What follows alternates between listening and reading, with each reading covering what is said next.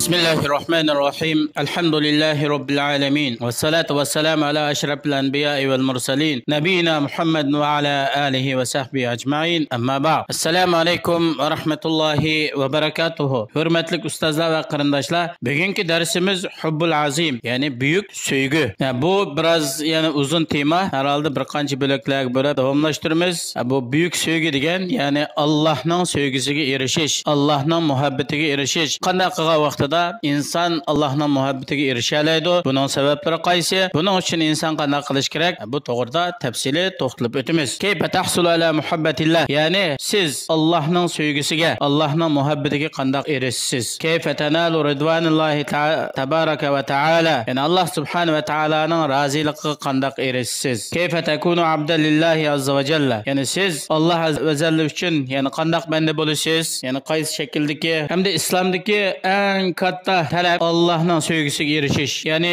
musulmonlarningki islom dinidagi talab qilgan eng yuqori talab qaysi desa Allohning sevgisiga erishish. Inson Allohning sevgisiga erishdi ekan, undan katta talab bo'lmaydi. Bizning shu dunyoda qilayotgan ishlarimizning hammasi faqat Allohning roziligi, Allohning sevgisiga erishish. Alloh bizdan rozi bo'ladi ekan, Alloh bizni yaxshi ko'radi ekan, biz dunyo oxiratda utuq qozondik degan gap. Yana qanday qilganda yani islomdagi eng buyuk yani talab qaysi desa Alloh qanday yaqin bo'lish. Allohning yaxshi ko'radigan va Alloh yaqin avliyo yaqin kishilardan bo'lish. Bu to'g'rida ham payg'ambarimiz sollallohu alayhi vasallam Allohga yaqin bo'lishni, yaqin bo'ladigan kishilarni ikki turga ayirdi. Muqtasid, sabiqun bil xayrat. Ya'ni bu Qur'oni Karimda oyatlar bayon qilingan. Faminhum va minhum muqtasid va minhum sabiqun bil xayrat. Bu Fatir surasida bayon qilinadi. Inshaalloh uni so'zlaymiz.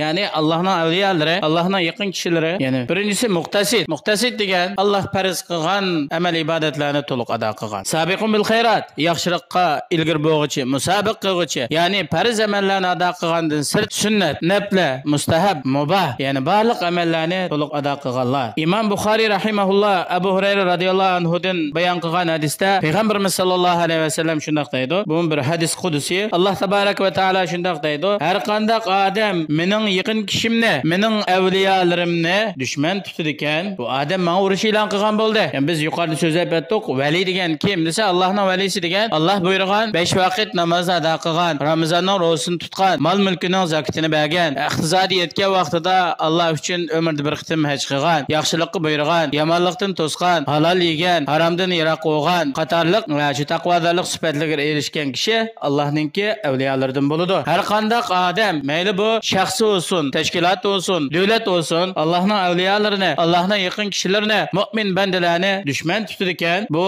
Allohga urush e'lon qilgan bo'ldi. Buningga Alloh o'zi kifoya qiladi. Alloh subhanahu va taolo aytadi hadisning oxirisida, bandam menga, men uningga farz qilgan amallarni ado qilgandimmi, yaqinroq bir amal bilan menga yaqinlashamidi. Ya'ni Alloh farz qilgan amallarni to'liq ado qilsak, bu Allohga bizni yaqinlashtiradigan eng chong vosita. Allohning farz qilgan amallarini qo'yib, inodan sirt nafli yoki mustahab amallar bilan mashg'ul bo'lsak, xuddi uyni yasab, uyning birinchi qavatini yasamaylam, ikkinchi qavatini yasagandek bir ish bo'ladi. Birinchi qavat bo'lmagan uyninki ikkinchi qavat bitmaydi. Shuningdek farz amallar to'liq ado qilinmasa, u farz amallarni to'liq ado qilmay turib, nafl amallarni qilsak, ko'zlagan maqsadga yetolmaymiz. Shuning uchun bizni Allohga eng yaqinlashtiradigan amal qaysi desa, Alloh farz qilgan amallarni to'liq ado qilish. Shu vaqtida biz Allohga eng yaqin bo'lamiz. Undan keyin nafl amallarni ko'p qilgan vaqtimizda Alloh bizni yaxshi ko'radi.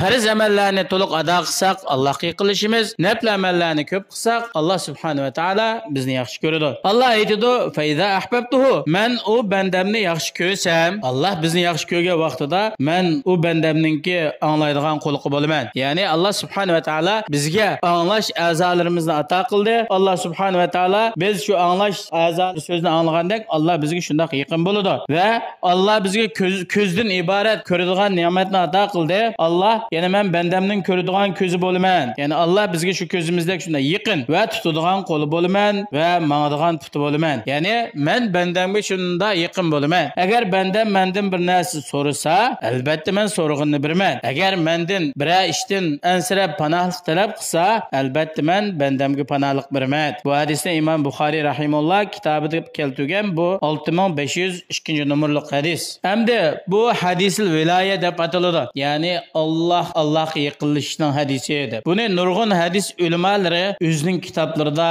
ajoyib bu hadislarni izohlab, tushuntirib, sharhlab ketgan. Shundaqla bu islomdagi eng katta hadislardan biri hisoblanadi. Imom Shavkani bu hadisni izohlab bir kitob yozgan. Qatrul Vali fi sharh hadisil Vali deb bir kitobga ism qo'yib, shu kitobda bu hadisni sharhlagan. Alloh subhanahu va taolo mu'minlarni ikki turga ayirdi. Muqtasid, ya'ni farz amallarni to'liq ado qiluvchi va sabiqun bil xayrat, farz amallarni ado qilgandan sirt har qanday yaxshi ish bo'lsa ilgirlab ketguchi. Biz yuqorida so'zlab o'tgandek, muqtasiddan bo'lgan maqsad farz amallarni ado qilish, sabiqun bil xayratdan bo'lgan maqsad nafl amallarni ko'p qilish bilan Alloh subhanahu va taologa yaqinlashishdan iborat. Alloh subhanahu va taolo Qur'oni Karimda aytadi: أعوذ بالله من الشيطان الرجيم ثم أورثنا الكتاب الذين اصطفينا من عبادنا فمنهم ظالم لنفسه ومنهم مقتصد ومنهم سابق بالخيرات. Andın biz bendilerimizden tanılan kişilerge kitabını kaldırdık. Uladın özgü zulüm kılgıçılar var. Yani Allah'ın buyurgan emellerini kılmasın. ومنهم مقتصد. Uladın periz kılınan emellerini toluk ada kıldığanlar var. ومنهم سابق بالخيرات. Yani uladın periz emellerini ada kılgandan sırt barlık yaxşı emellerini kılışka aldıraydıgan musabiq qildigan shunday kishilar bor. Shularning hammasi ham bular jannatda bo'ladi. Bu biz uchun bo'lgan bir bishorat. Chunki biz bu Alloh subhanahu va taoloninki bizga bergan bishorati. Biz hamda ularga nisbatan yaxshilikda ilgari bo'lganlarga nisbatan biz o'z nafsimizga zulm qiluvchilarni hisoblanamiz. Chunki biz ba'zi Allohninki farz amallarini to'liq ado qila olmaymiz, nafl amallarini to'liq ado qila olmaymiz, yaxshilikda ilgarilab ketib olmaymiz. Shundaqdimi Alloh bizga bishorat berdi. Yani oyatning ma'nosi bularning hammasi jannat ahli dedi. Ba'zilar zalimun li nafsi, farzini to'liq ado qilib bo'lmay, farzini chala qo'ydigan, o'zga zulm qiladigan, bunday kishilar jannatga kirdi degandan, ya'ni hammalar o'xshash jannatga kirdi deganlik chiqmaydi oyatdan. Yaxshilikda ilgari bo'lg'uchilar, Allohga yaqin bo'lg'uchilar, undan keyin shu o'tir hol, shu farzlarni ado qilib, qolgan ado qilmaganlar, aynandan keyin ba'zi ado qilib, ba'zi ado qilmaganlar o'zlarininki kelmishligi bo'yicha Allohning o'rinlashtirishi bilan hamon jannatga kirdi. Ba'zilar burun kirdi, ba'zilar o'tir hol vaqtda kirdi, ba'zilar o'zining butun xatoliklari tugab jannatga kirish layoqatiga erishgandan keyin jannatga kirdi. Masruq Oysha radhiyallohu anhadan so'raydi: "Ey ana, yaxshilikda ilgari bo'lg'uchilar kim?" deganda Oysha onamiz deydi: "Yaxshilikda ilgari bo'lg'uchilar degan payg'ambar alayhisalom bilan birga bo'lgan kishilar." Ya'ni payg'ambar alayhisalom va payg'ambar alayhisalom bilan birga yashagan sahobalar. Hamda val muqtasid, o'tir hol yo'l tutquchilar, ya'ni farzlarni ado qiluvchilar, ular shu sahobalarga yondashgan yoki ularga yaxshilikda ergashganlar, tabiinlar. Ammo men va sen degan o'z nafsiga zulm qilganlar. Ya'ni bu Oysha onamizningki kamtarligi, ya'ni Allohning payg'ambarining ayoli, mu'minlarning onasi va nurg'un hadislarni rivoyat qilgan, diniy bilimlarni yetkazgan shundoq bir olim sahoba turib, mishari kamtarlik bilan men va sen deb masruqni bu tabiinlardan biz ikkilan o'zimizga zulm qiluvchilar, Allohning buyrug'ini Alloh rozi bo'lgan shaklda